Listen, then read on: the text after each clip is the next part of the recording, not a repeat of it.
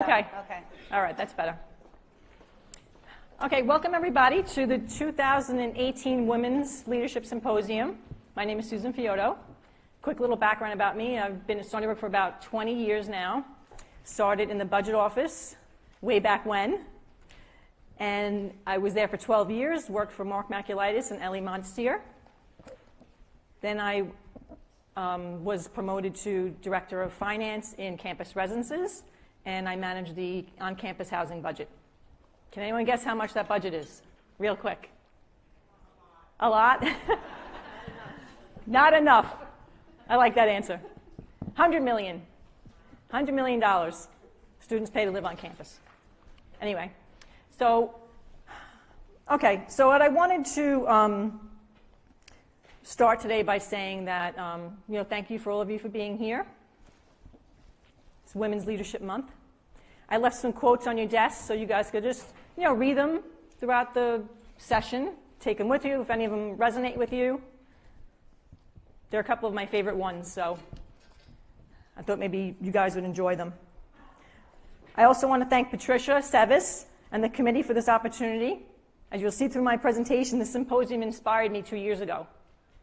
It empowered me to do what I'm doing today. So I'm hoping that when I share my experience today, that it inspires you.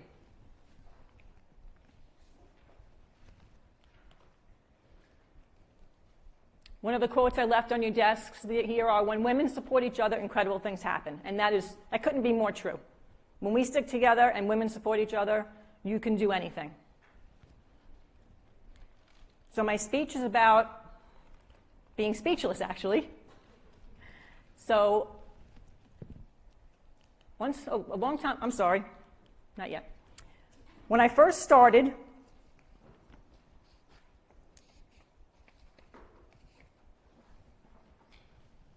going to start that over.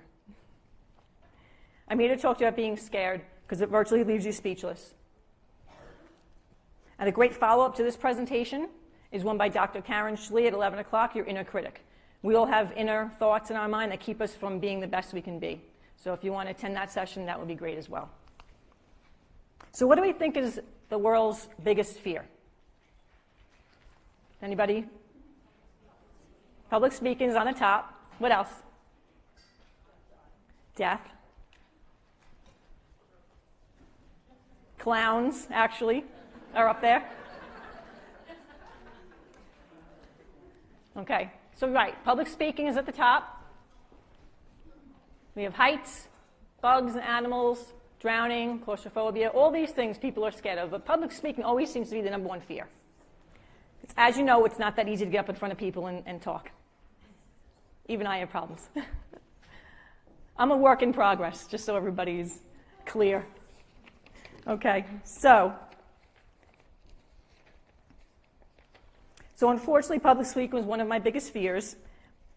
And I wish I was more like Mariana Savoca. I don't know if anyone's ever heard her speak. She is just great. She's got this enthusiasm about her. She's authentic, and people just love to listen to her. That's what I aspire to be, somebody like that.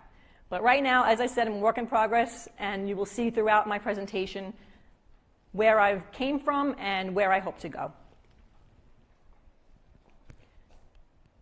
Okay, so it all started when I was a first-year college student.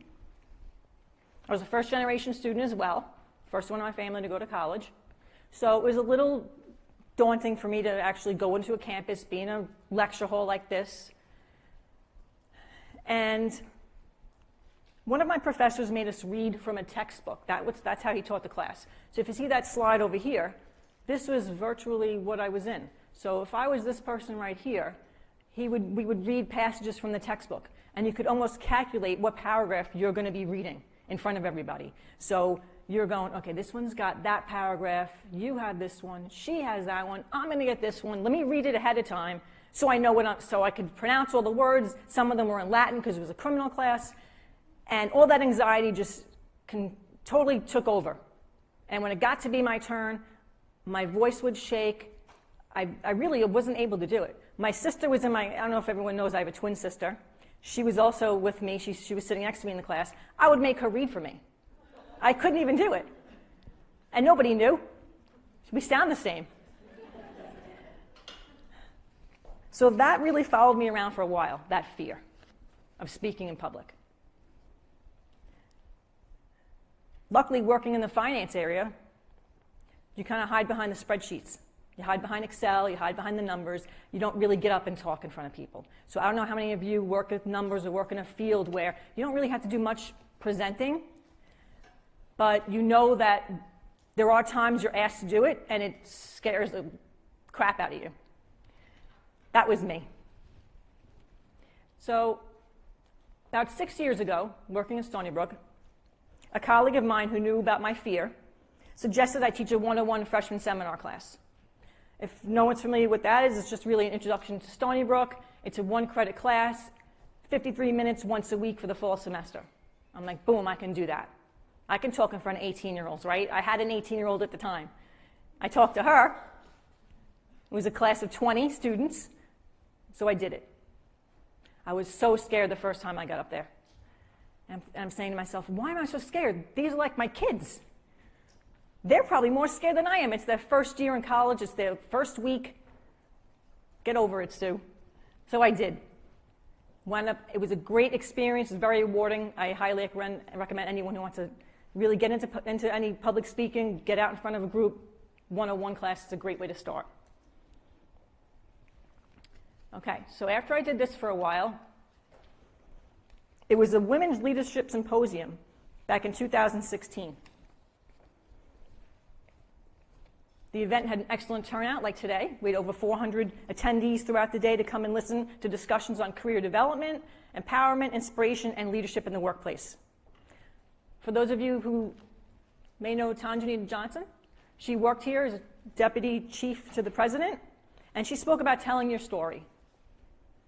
I thought, well, in order to tell your story, you need to have courage to stand up in front of people and tell it, right?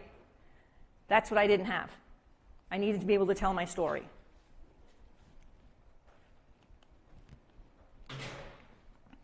Patricia Seitz said at that Women's Leadership Symposium that she helped women walk away from that event feeling empowered and they have the ability to take charge of their own professional development. And that's what happened to me.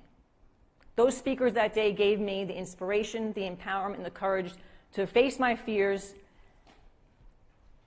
And in the end, I would be a better person for it. And she was right.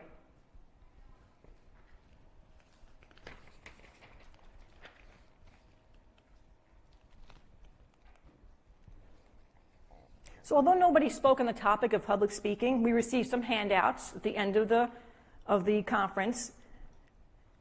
You guys have handouts also. It's a pamphlet that you could read later on how to improve your public speaking skills and leadership skills with other resources. Because when I thought of public speaking, when I look at this little word chart, these words come to mind. Butterflies, nervous, scary, sweating. None of the other good words, none of the positive ones came to mind. Oh, hate. I should have circled hate. That was a big one. I hated it. But I wanted to conquer those fears and learn how to speak in public and communicate.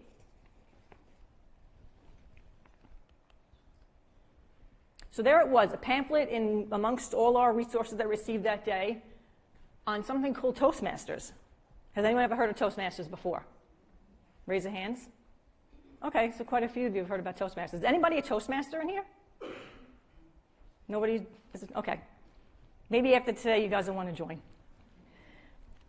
So Toastmasters is an international club, and it says here, where leaders are made. I wanted to be a leader. I wanted to build my confidence, and I wanted to be able to be heard. So I thought, this is the perfect club for me. So I researched the concept. As soon as I got back to my office, I researched it. Went online, the great website. So a few facts about Toastmasters. It's a nonprofit educational organization. Okay, it helps people improve their communication and public and leadership skills. They become more effective leaders. They have a headquarters in California. They're an international organization. They have more than 345,000. Their membership exceeds 345,000 people in more than 15,000 clubs in 142 countries. So as you can see, it really is a worldwide organization that people belong to. So it must work, right? If all these people belong to it. So a little more about Toastmasters. It started way back in 1924 by a man named Ralph Smedley. And it was a men's club. It was men only. Women were not able to join. Like women don't need to enhance their communication skills. They just sit at home and have kids. They don't go out in the workforce. You don't hear their voices. No women. In 1973, they did begin admitting women. Helen Blanchard was the first female member.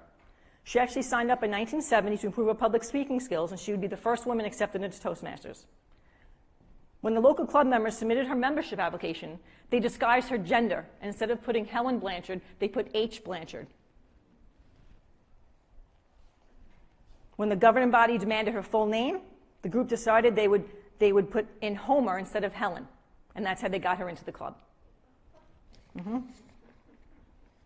And that was 1970. It doesn't feel like that long ago. 1970.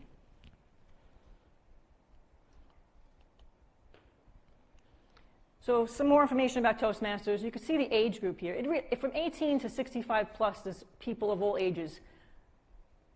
The most common age is 25 to 64. I think that encompasses everybody in this room.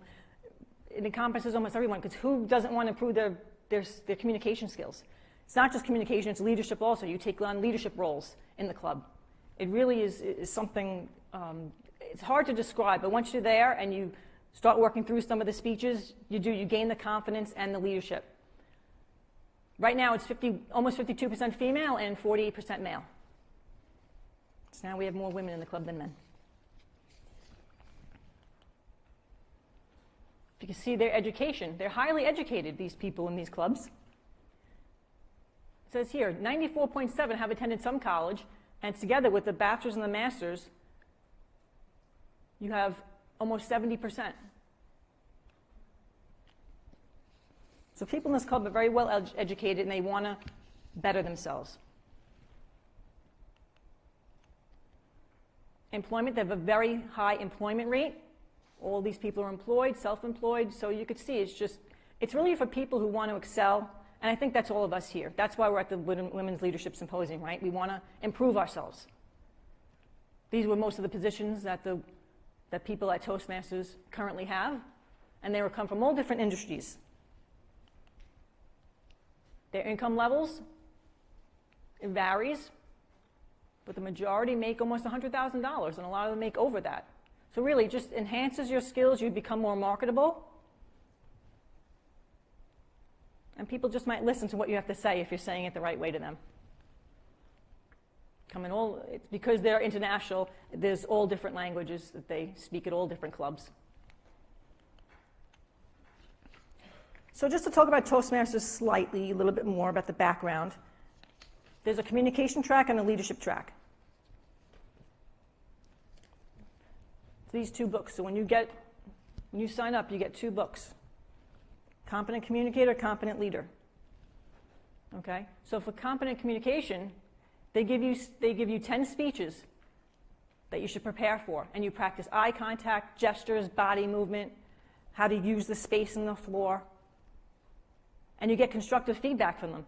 All the members of the club write on a little slip of paper, it's anonymous, how you did with that speech. Good things and stuff you can improve on. Then at the end of the meeting, actually someone formally gets up and evaluates you in front of everybody. On the leadership track, you're doing it at the same time as the communication track. You develop your leadership skills, you take small meetings and roles, you become a chairman at some contests, you mentor new members, you run for club officer elections. I was a sergeant at arms the very first year in 2016. So I made sure all logistics, we had a meeting space, we had all the media set up.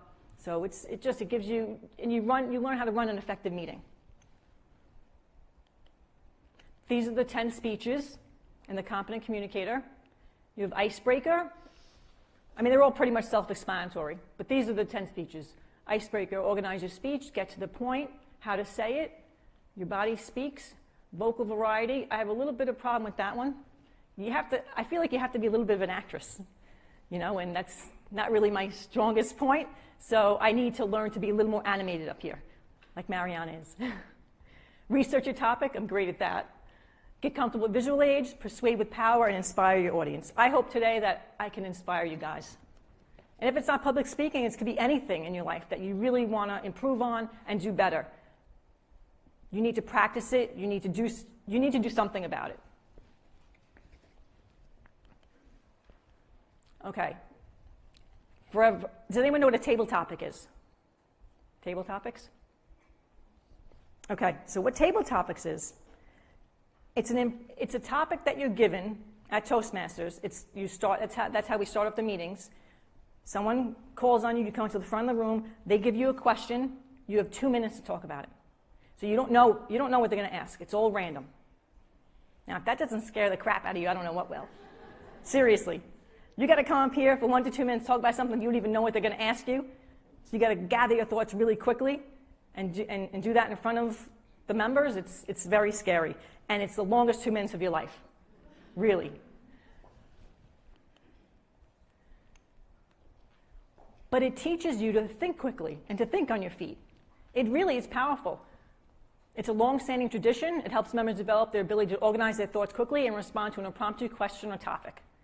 For instance, some questions I've been asked: which season do you enjoy and why?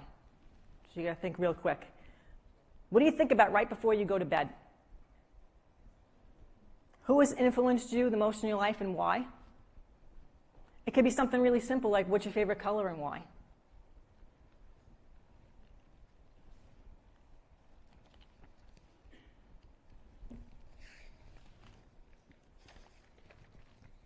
After I concluded my research on Toastmasters, I thought to myself, people meet on a regular basis and give speeches in front of everybody and get feedback.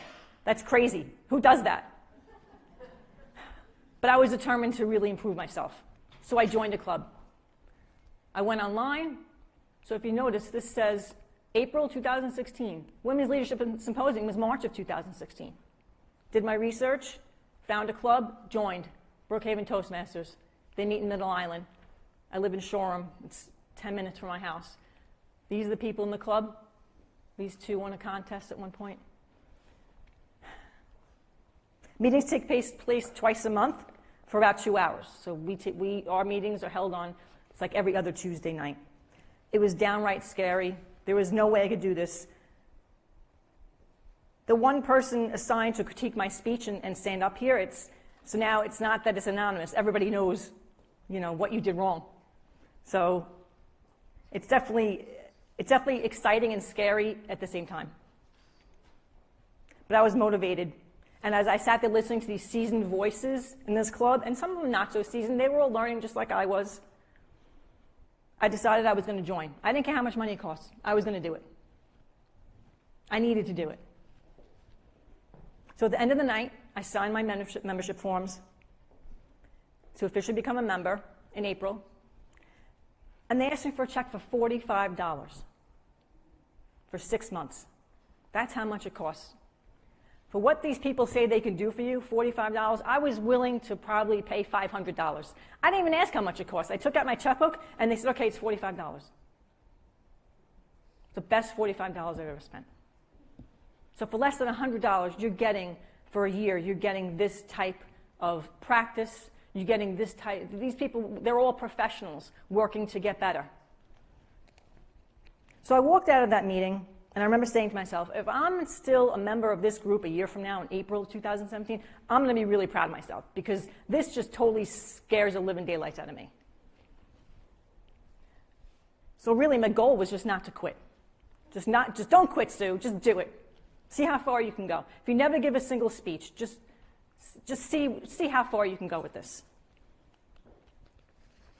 So 3 months later, it was time for my first prepared speech, and as you saw from the slide a couple of minutes ago, one of the first speeches is your icebreaker. So I did my icebreaker.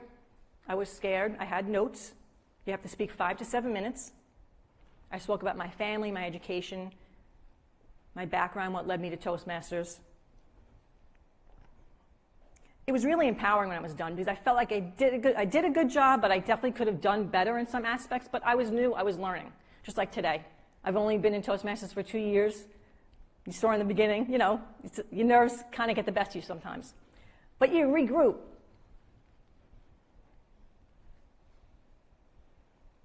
Now I have 3 more speeches to go before I complete my competent communicator. So I did speeches 1 through 7. I have the last 3 to go. And after you're done with the 10 speeches, then you move on to an advanced manual. And you focus on concepts such as storytelling, communicating on video, which this is being videotaped. I've never been videoed before, so I don't know how this is going to come out. You learn how to negotiate, be a professional speaker. So those are some of the advanced concepts you can work on. One of my speeches, I gave a speech on how table topics is much like online dating, which a lot of people really found humor in that speech, and I didn't think I was a funny person. But those people were laughing. They couldn't believe the similarities that I drew out in online dating and table topics, because you have to think of random questions to ask people, how to communicate in a short time to keep someone's attention. That's all table topics. How to think of your feet, because when you're getting messages back from other people, you're not going to wait 2 hours to respond. You want to keep them interested. So you got to answer appropriately, ask questions. It's really all about communicating, even though you're not in front of them. So that was a lot of fun, actually, that one. So anyway, it's 2 years later, almost 2 years later, not quite April of 2018 yet, although I can't wait for April. And I'm the president of the club. Yep. Oh, thank you. I'm the president of Toastmasters, of my club.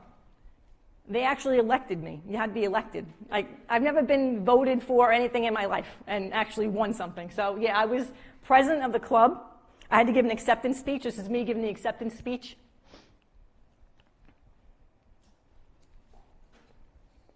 One of the president is the chief executive officer of the club. The role involves supervision and operation of the club, and the office ranks first among 7 different officers. So there's a vice president. There's a vice president for media relations. There's a public relations person. There's a secretary. So there's 7 different officers, and you pretty much are responsible for the overall success of the club, assisting officers with their roles, hold regular executive meetings to plan and monitor club success. And I have to close out the club meeting every time. So every meeting, I have to get up there and speak. So at the end of the meeting, I kind of wrap it up, summarize how the meeting went, what we could do better on, how we can improve our effectiveness as far as time on the meeting. So that's where this quote for me comes in. Once in a while, blow your own damn mind. If that ain't the truth, I mean, my goal was just to stay in the club. Now, not only in the club, I'm the president of the club. You know, Toastmasters really just became part of my life. So it's so empowering when you do something that you are completely surprised. You surprise yourself.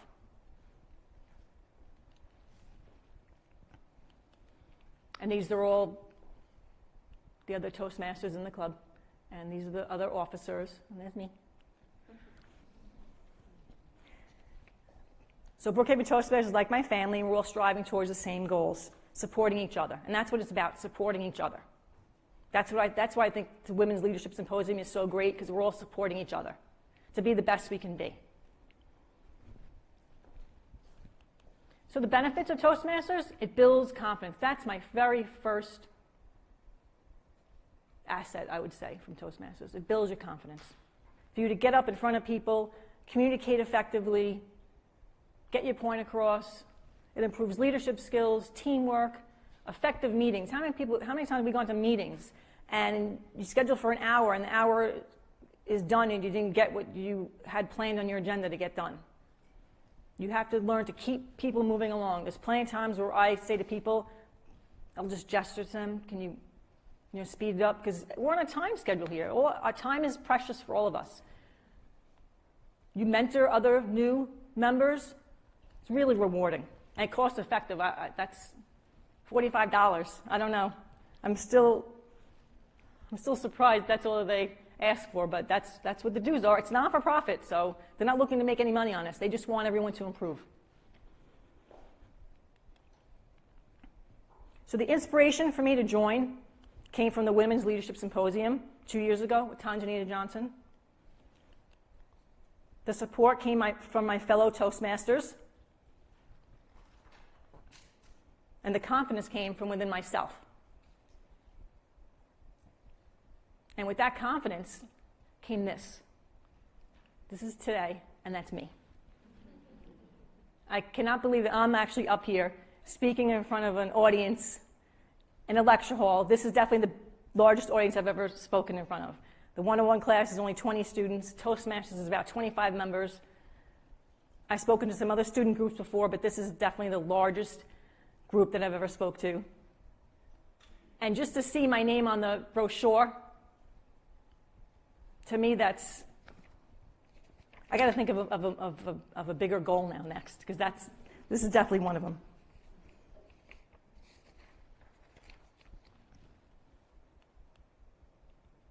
I thought this was kind of cool, this quote. The success of one woman is inspiration for another.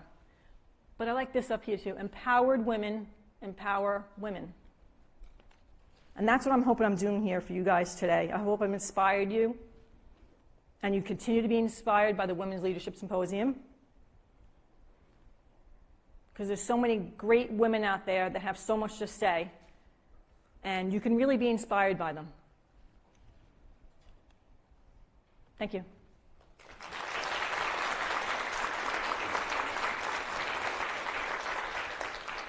you guys have any questions about the club or anything about the presentation? No? Teresa? Are there any local clubs? Yes, there are local clubs. When you guys look at the pamphlet, there is a website you're going to go to. I'm not sure exactly what it is, probably just toastmasters.org or something.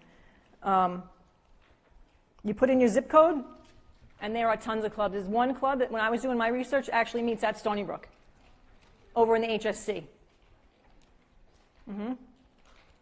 They meet there regularly. I'm not sure what nights they meet, but if you go to the main Toastmasters site, you enter in your zip code, and then you click on which club you might want to join. It brings you to every club has their own individual website. So you go to their website, you check it out, see where they're meeting, see what days, if it works for you. It didn't work for me, the one here at Stony Brook, because I don't think they met until 7 o'clock at night. Yeah, so I wasn't going to hang around for 2 hours and then go to the club meeting for another 2 hours and get home. So for me, my club starts at 6 o'clock. We meet in the Longwood Library in Middle Island. And I'm out by 8. So it's not terrible. But you don't look at it as, oh, I have to go to Toastmasters tonight. You look at it like, I can't wait to go to Toastmasters. Really, you get so psyched, you get so pumped up to really, because you know you're improving. Esther? Do they let you go at your own pace? Yes, you go at your own pace. Like I said, I did my icebreaker 3 months after. Some people don't do their icebreaker for 6 months later, 9 months later, till they build the confidence, till they take on smaller roles, smaller speaking roles, and build up their confidence, and then do the prepared speech. You could take 5 years to do all 10 speeches if you want. It's all at your own pace. We have people in the club who do a speech every time we meet, and they're done with their 10 speeches in less than 6 months. But I've been there for 2 years, and I've done 7. So it's a decent pace. Because for me to prepare for a speech, I really have to have it organized in my head. I need to write it. I need to know what I'm going to say. Otherwise, I'm going to stumble. Other people can just get up here and just start talking, which I think is great. I love that ability, but I don't have it. So they are able just to sign up the night before and say, you know what, I'm going to do a speech as an opening in the agenda. I'm going to sign up for a speech, and they throw it together. And that's what I want to do. I want to just throw my speeches together the night before. Does anybody else have any questions? So what was your biggest obstacle to getting to where you are today in your professional career here at Stony Brook? The biggest obstacle in my professional career. Or getting to the point you are now. How did you overcome? I definitely feel that my biggest obstacle was my confidence. I didn't really believe in myself. Although I had other people around me telling me, you're doing great. I had great mentors. I don't know if any of you know Carol Gray. She worked here years ago. She was my mentor for a while. She really gave me the courage to even step into the role that I am now, Director of Finance, because I was happy in the budget office. I liked working there. Behind my numbers, behind my spreadsheets. I loved working for Mark and Ellie. I didn't want to leave. She was like, Sue, you've been here for 12 years. You need to branch out. You need to step out of your comfort zone and learn about another aspect of the university. So she was basically like my cheerleader. And when you have someone like Carol Gray telling you to do something, you kind of do it. So I did, and that was the best decision of my life. Because that role allowed me to do some presentations, do a higher level of work in campus residences, and I met the best people. They're a great family. When it's Monday morning, I don't dread coming to work. I'm like, okay, it's Monday. What can I get done today? My family thinks I'm crazy. And when Friday rolls around, I'm actually like, oh, what am I going to... I mean, I have an exciting life, but when you love your work, it's not like work to you. You just go, and I do my job, and I have friends, and I go to meetings. I'm also the treasurer of the Stony Brook Child Care Center. We have the business manager sitting over here, Deb. That was another role that they asked me to take on. I've probably been treasurer, I don't know, maybe 7 or 8 years, something like that. I lost count. But the treasurer used to be Lyle Gomes, used to be Mark Maculitis, then it was John Riley, and then it was Sue Fioto. How does Sue Fioto fit in with those names? I didn't think I did. But I did, and I have to say, I think I'm the best treasurer they had. I do, thank you. And it's not even part of my job. It's not my job description. It's just a service that I give to the university. But I love the center. My children never went there, but I know what a child care center means to people and to families and to moms. I was grateful I had my dad watching my children, but a child care center on campus, the one, especially the one that we have, is an awesome thing. So, you're welcome. Anybody else? Dealing with the students with my 101 class? I found it to be really rewarding because there were some students who really needed help. And I do keep in touch with some of the students. There was a little bit of a language barrier for some of them. I would ask them questions, they would answer me, and I really would have no clue what they said. And I would just have to go with it. A lot of them don't want to speak in public. And a lot of that, it's only 20 students, so you kind of go around the room and ask questions and make it more interactive so people are not falling asleep. But a lot of them don't really want to talk. So to get them to talk a little, I brought candy, I brought T-shirts.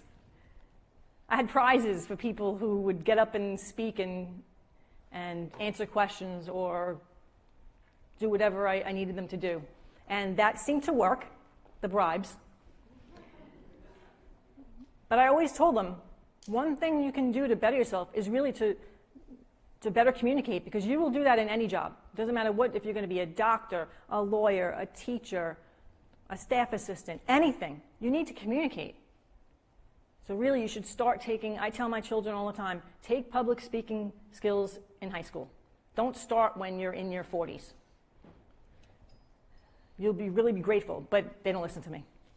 They have not taken a public speaking class yet.